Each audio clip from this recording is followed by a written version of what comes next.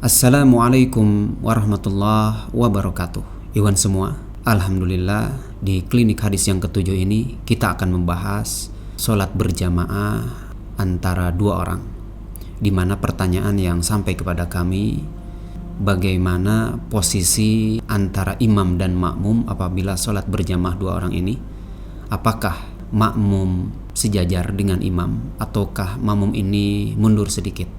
Nah, di sini Ikhwan, bagian riwayat yang telah kami susun bisa kita lihat hadis-hadis yang menyandarkan kepada Ibnu Abbas radhiyallahu anhuma dari Rasulullah sallallahu alaihi wasallam. Di sini riwayat-riwayatnya adalah di mana hadis ini telah dikeluarkan oleh Imam Al-Bukhari, ya. Kemudian Imam Ahmad, Imam Muslim, dan ada jalur yang lain oleh Imam Al-Bukhari. Di bagian sanad ini, Ikhwan semua, kita akan lihat bagaimana riwayat yang dikeluarkan oleh Imam Al-Bukhari. Di jalur pertama ini, haddatsana Qutaibah bin Sa'id qala haddatsana Dawud an Amr bin Dinar an Quraib maula ibni Abbas an ibni Abbas radhiyallahu anhuma qala shallaitu ma'an nabiyyi sallallahu alaihi wasallam dzata lailatin fakumtu an yasarihi fa akhadha Rasulullah sallallahu alaihi wasallam bi ra'si min wara'i faja'alani an yaminihi fa shalla wa raqada faja'ahu al-muadzinu faqama wa shalla wa lam yatawadda. Ini riwayat yang dikeluarkan oleh Imam Al-Bukhari. Di sini Ibnu Abbas radhiyallahu anhuma, sebagaimana kita tahu bahwa beliau pernah pada suatu hari menginap di bibinya, yakni Maimunah. Sekaligus Maimunah ini adalah istrinya Rasulullah SAW. Kebetulan Ibnu Abbas waktu itu mengikuti sholat tahajudnya Rasulullah SAW. Dan pada saat Ibnu Abbas bermakmum kepada Rasulullah di sholat malam ini, beliau berdiri di sebelah kirinya Rasulullah SAW. Namun seketika Rasulullah SAW menarik Ibnu Abbas ke sebelah kanannya. Nah, di redaksi ini apa yang disampaikan oleh Ustadz Abdul Somad adalah benar, bahwa tidak ada petunjuk di hadis ini apakah pada saat Ibnu Abbas sholat dengan Rasulullah SAW itu posisinya apakah Ibnu Abbas sejajar dengan Rasulullah ataukah mundur sedikit. Abdullah bin Abbas tidur di rumah Nabi karena istri Nabi Maimunah itu makcik. Maka kemudian ketika dia sedang sholat itu di sebelah kiri digeser Nabi ke kanan. Digeser Nabi ke kanan. Apakah posisinya sejajar atau miring sedikit satu kaki? Itu tak ada menjelaskan. Maka berijtihad. Nah, kita akan lihat di jalur yang kedua yang masih dikeluarkan oleh Imam Al-Bukhari. Nah, ini melewati gurunya Ali bin Abdullah. Di sini Imam Al-Bukhari memulai haddatsana Ali bin Abdullah qala haddatsana Sufyan an Amr bin Dinar qala akhbarani Quraib an ibni Abbas radhiyallahu anhuma anna an-nabiyya sallallahu alaihi wasallam nama hatta nafakha thumma shalla wa rubbama qala idtaja'a hatta nafakha. Saya cukupkan pada baris yang kelima, bisa Ikhwan lihat. Thumma ji'tu, kemudian kata Ibnu Abbas, aku mendatangi Rasulullah untuk sholat berjamaah dengan beliau. Fakumtu an yasari, kata Ibnu Abbas, waktu itu aku berdiri di samping kirinya Rasulullah. Fahawwalani, maka waktu itu Rasulullah menggeser aku. Faja'alani an yamini, dan menjadikan aku ada di samping kanannya. Nah, Iwan semua, di jalur yang kedua ini yang masih dikeluarkan oleh Imam Al-Bukhari, ini intinya sama Waktu itu Ibnu Abbas pada saat berdiri di samping kirinya Rasulullah, oleh Rasulullah ditarik ke sebelah kanannya. Jadi posisi makmum ini berarti harus ada di sebelah kanan imam. Ini syariatnya. Namun di hadis yang kedua ini pun yang dikeluarkan oleh Imam Al-Bukhari tidak ada petunjuk tidak ada penjelas apakah saat Ibnu Abbas waktu itu berdiri di samping kanannya Rasulullah itu sejajar atau mundur sedikit. Nah, kita akan lihat jalur berikutnya. Saya akan loncat dulu ke jalur yang keempat ya, yang dikeluarkan oleh Imam Muslim, yang didapat hadis ini dari gurunya Harun bin Sa'id. Haddatsana Harun bin Sa'id, haddatsana Ibnu Wahab, haddatsana Amr bin Dinar, an Abdur Rabbih bin Sa'id, an Makhromah bin Sulaiman, an Quraib maula bin Abbas, an Ibni Abbas radhiyallahu anhuma annahu qala nimtu inda Maimunah zaujin Nabi sallallahu alaihi wasallam. Di sini masih hampir sama narasinya ya, sebagaimana yang dikeluarkan oleh Imam Al-Bukhari ya di dua jalur yang tadi kita ulas, dan juga di jalur Imam Muslim ini hampir sama ya. Secara konteksnya bahwa waktu itu Ibnu Abbas tidur ya di bibinya, dan sekaligus bibinya ini Maimunah ini adalah istrinya Rasulullah SAW. Dan pada saat malam hari Ibnu Abbas mengikuti sholat malamnya Rasulullah. Karena ini masih jalur yang sama, fakumtu an yasari. Waktu itu Ibnu Abbas berdiri di samping kirinya Rasulullah. Fa'akhadani. Kemudian Rasulullah menarik aku. Faja'alani an yaminihi, dan memposisikan aku ada di samping kanannya. Fasalla fi tilkal lailah 13 rak'ah thumma nama Rasulullah SAW, sampai akhir. Ikhwan semua, di jalur yang dikeluarkan oleh Imam Muslim pun demikian. Memang benar, tidak ada penjelas dan petunjuk apakah Ibnu Abbas waktu itu posisinya sejajar ataukah mundur sedikit. Jadi apa yang disampaikan oleh Ustadz Abdul Somad adalah benar. Apabila kita tinjau ya di dua kitab ini, di kitab Sahih Al-Bukhari dan Sahih Muslim, tidak ada petunjuk apakah Ibnu Abbas ini waktu itu posisinya sejajar dengan Rasulullah ataukah mundur sedikit. Nah, ini jalur Imam Al-Bukhari yang ketiga nih, kita akan lihat, yaitu yang didapat dari Sa'id bin Abi Maryam, didapat dari Muhammad bin Ja'far dari Syarik, tapi ujung-ujungnya sama ya, semuanya berujung dari Quraib ya, Quraib dari Ibnu Abbas. Di jalur yang ketiga ini narasinya apabila kita lihat tidak ada petunjuk sama sekali. Di sini tidak didapatkan narasi bagaimana Ibnu Abbas waktu itu mengikuti sholat malamnya Rasulullah. Jadi di sini malah redaksinya ada perbedaan sedikit. Jadi perbedaannya, tapi ini bisa saling menjelaskan ya. Apabila nanti dikumpulkan seluruh riwayat ini bisa menjadi utuh ya ceritanya.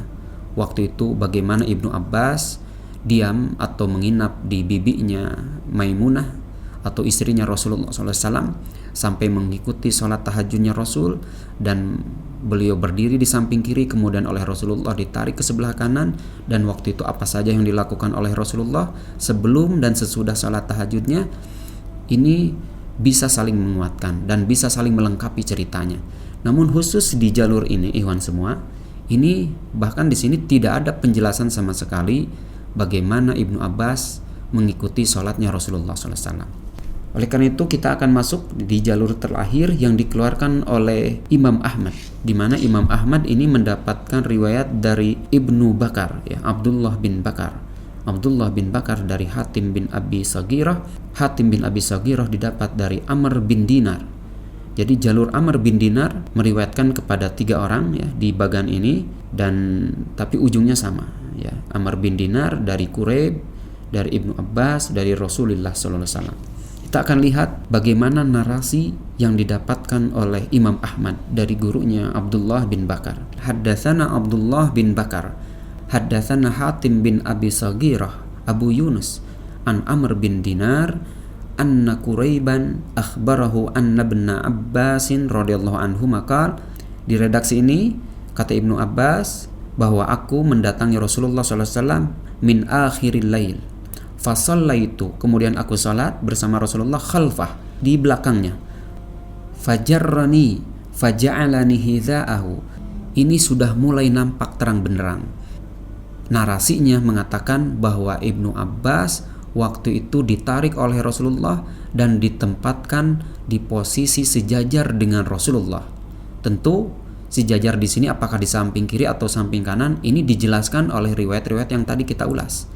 Ya, dikeluarkan oleh Imam Al-Bukhari, Imam Muslim dan sebagainya, bahwa itu posisinya dipastikan ada di sebelah kanannya Rasulullah. Nah, di sini ada tambahan khonastu, kemudian aku mundur sedikit.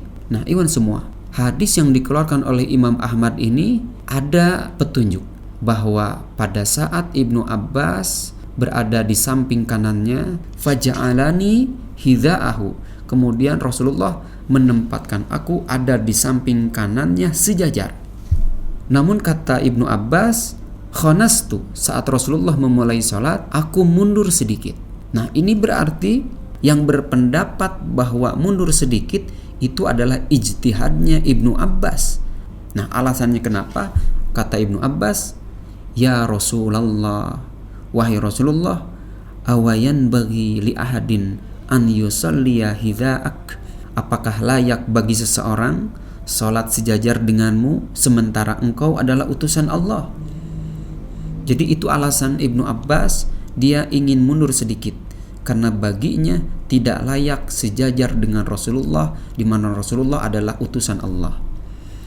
Maka saat Ibnu Abbas mengatakan seperti itu, Rasulullah terlihat senang. Rasulullah mendoakan Ibnu Abbas agar Ibnu Abbas diberikan ilmu dan pemahaman. Namun ikhwan semua, sebelum kami simpulkan dari 5 jalur yang kita bahas ini, kita akan lihat bagaimana kedudukan rawi-rawinya. Untuk jalur Imam Al-Bukhari yang dikeluarkan oleh Imam Al-Bukhari, Imam Muslim, kita sepakat ya bahwa rawi-rawi ini insya Allah rawi-rawi siqah. Namun tidak ada salahnya kita akan lihat dulu.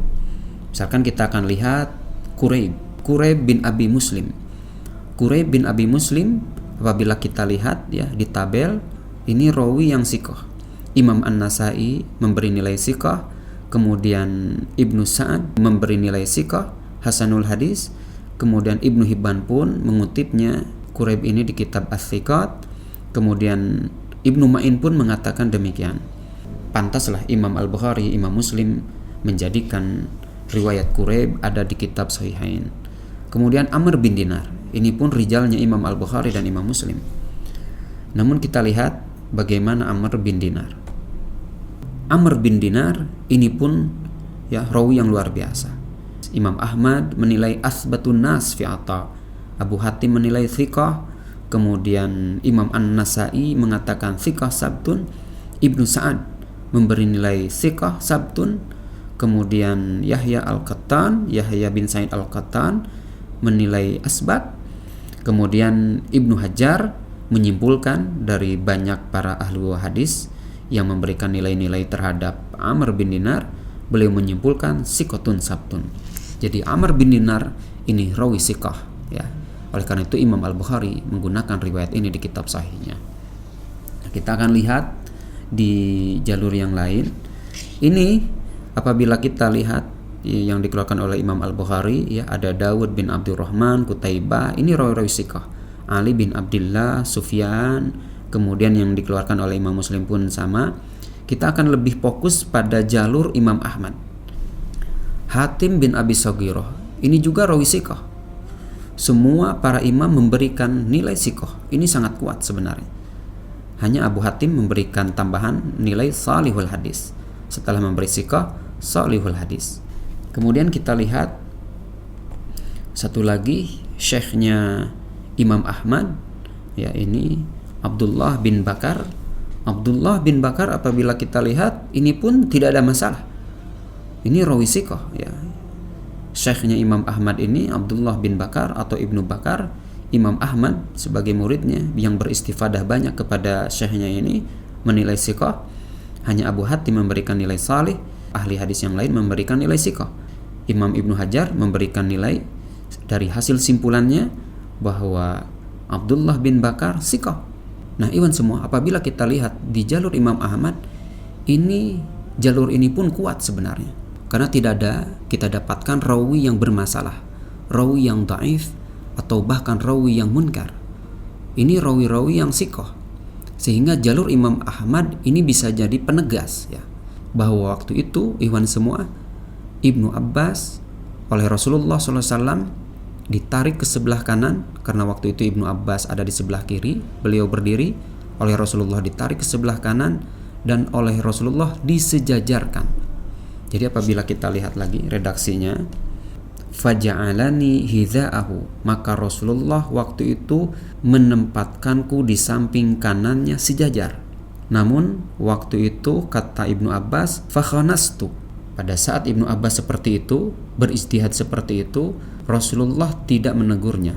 Malah dalam redaksi ini kata Ibnu Abbas, Rasulullah terlihat senang dan Ibnu Abbas didoakan oleh Rasulullah akan kebaikan-kebaikannya.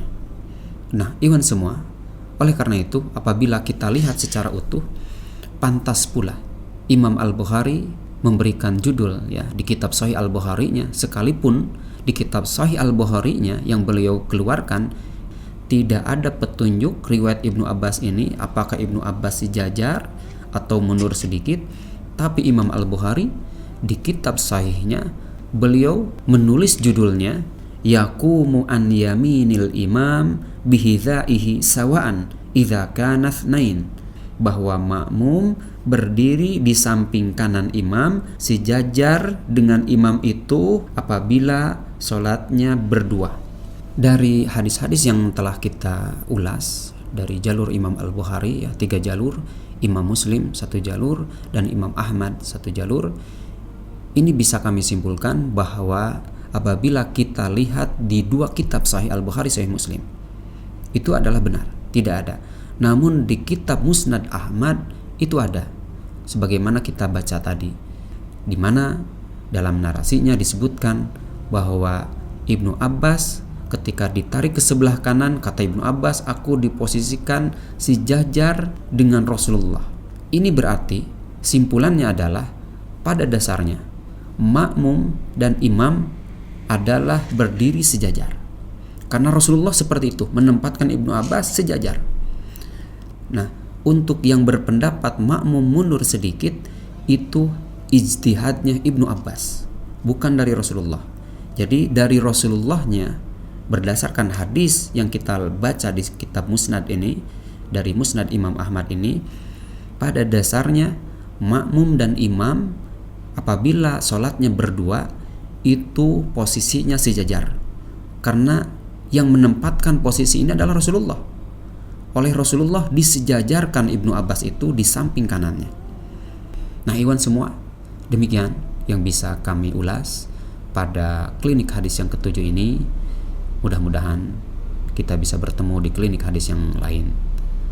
Kita cukupkan. Wassalamualaikum warahmatullahi wabarakatuh.